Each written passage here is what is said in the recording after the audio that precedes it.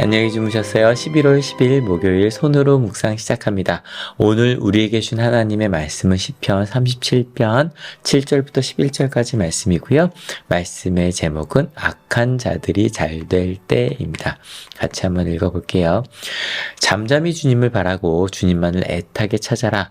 가는 길이 언제나 평탄하다고 자랑하는 자들과 악한 계획도 언제나 이룰 수 있다는 자들 때문에 마음 상해하지 말아라. 노여움을 버려라. 격분을 가라앉혀라. 불평하지 말아라.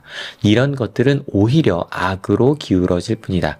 진실로 악한 자들은 뿌리째 뽑히고 말 것이다. 그러나 주님을 기다리는 사람들은 반드시 땅을 물려받을 것이다. 조금만 더 참아라. 악인은 멸망하고야 만다. 아무리 그 있던 자취를 찾아보아도 그는 이미 없을 것이다. 겸손한 사람들이 오히려 땅을 차지할 것이며 그들이 크게 기뻐하면서 평화를 누릴 것이다. 시편에서 가장 많은 장르가 뭐였다 그랬죠? 탄식시였어요. 탄식을 좀 찾아보니까 걱정이나 근심, 슬픔이나 한 등으로 말미암아 깊은 한숨을 내쉬는 거. 네, 그게 탄식이랍니다. 그러면 도대체 왜 시인의 기자들은 탄식하고 있는 것일까요? 다시 한번 읽어볼게요. 잠잠히 주님을 바라고 주님만을 애타게 찾아라. 가는 길이 언제나 평탄하다고 자랑하는 자들과 악한 계획도 언제나 이룰 수 있다는 자들. 주님을 바라고 찾아야 되는 이유, 이런 사람들이 있는데요. 그들 때문에 마음이 상했어요. 어려워요. 왜 탄식할까 물었잖아요. 37편 1절에 정말 딱 나와요. 악한 자들이 잘 된다고 해서 속상해하지 말며 불의한 자들이 잘 산다고 해서 시세워하지 말아라. 설명하지 않아도 되겠죠. 저희가 그제 읽었던 시편 12편에도 보면 주님 도와주십시오. 신실한 사람도 끊어지고 진실한 사람들이 사람 산 세상 사라지고 말고 있다는 이 현실이요. 악한 자들이 잘 돼요. 불의한 자들이 잘 살아요. 그러니 속상해할 만하죠. 시세워할 만하죠. 앞서서 탄식이 걱정이나 근심, 슬픔이나 한 등으로 말미암아 깊은 한숨을 내쉰다 그랬잖아요. 여러분, 악한 자들이 잘 돼요. 불의한 자들이 잘 살아요. 여러분 어떠세요? 막 화나지 않으세요? 근데 시인은 화를 내는 게 아니라 분노의 시간이 아니라 울고 있어요. 근데 이 울음은 그저 어떻게 하면 좋겠어요? 그게 아니에요.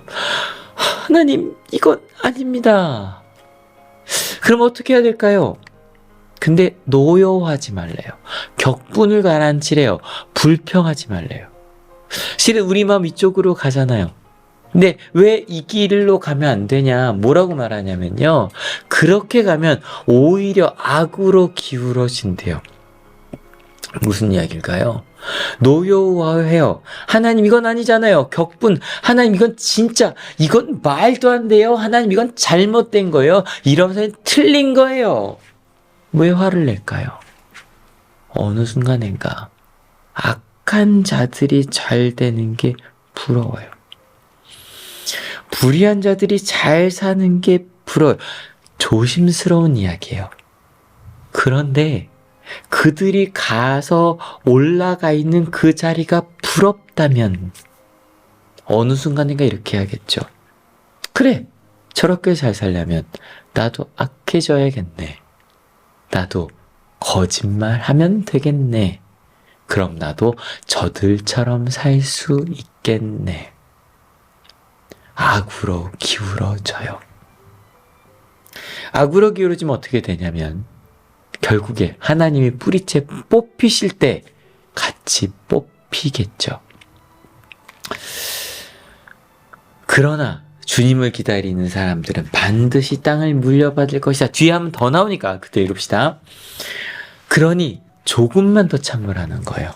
왜냐하면 악인은 멸망할 테니까. 아닌 것 같죠? 그런데 생각해보면요. 많은 기업들도 정말 많이 무너졌어요. 항상 부자들이 잘 사는 것 같은데 그 부자들이 계속 바뀌어요.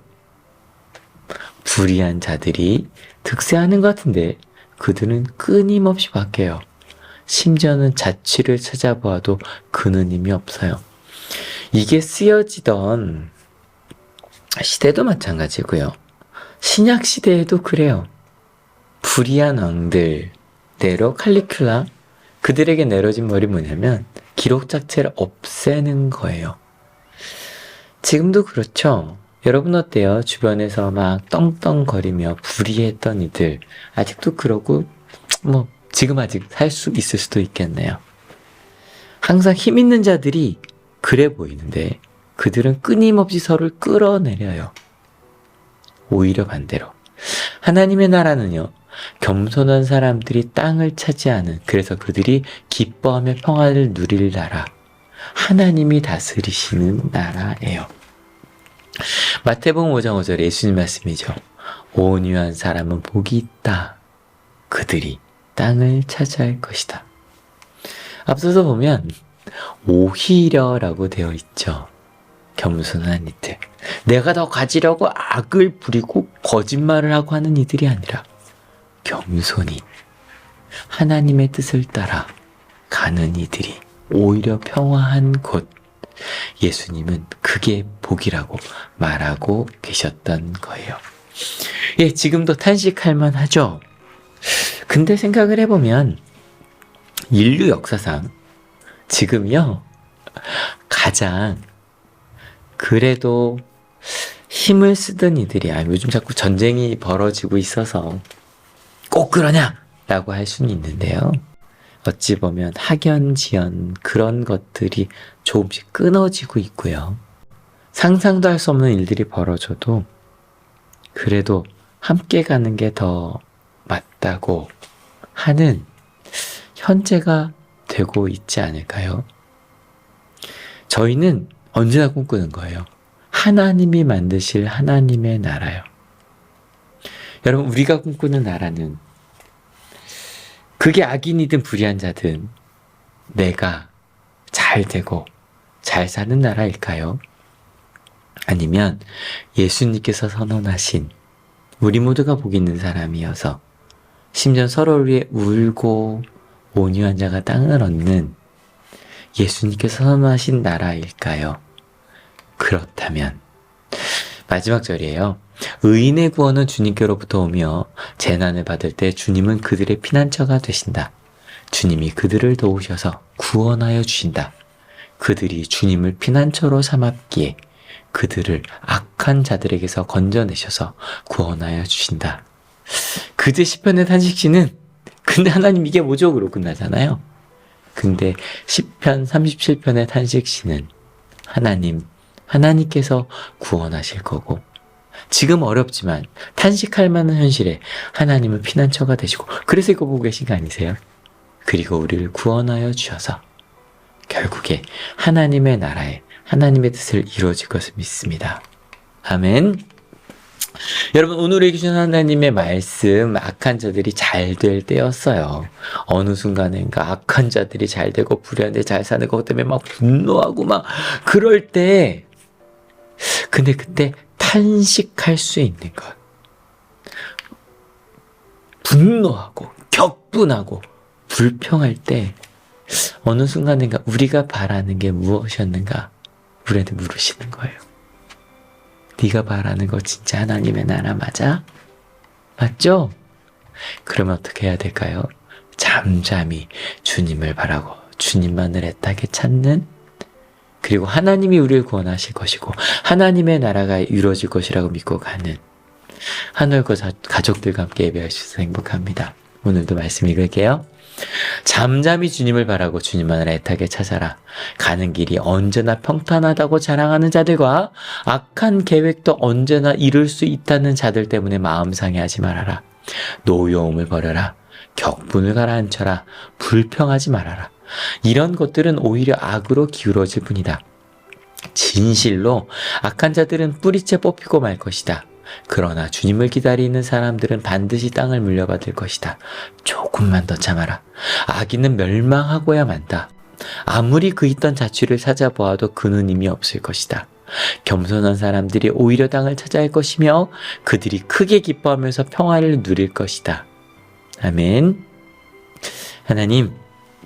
하나님을 믿고 때로 분노하고 격분하고 이 하나님 이건 잘못됐잖아요. 탄식하며 가는 저희들. 근데 때로 돌아보겠습니다.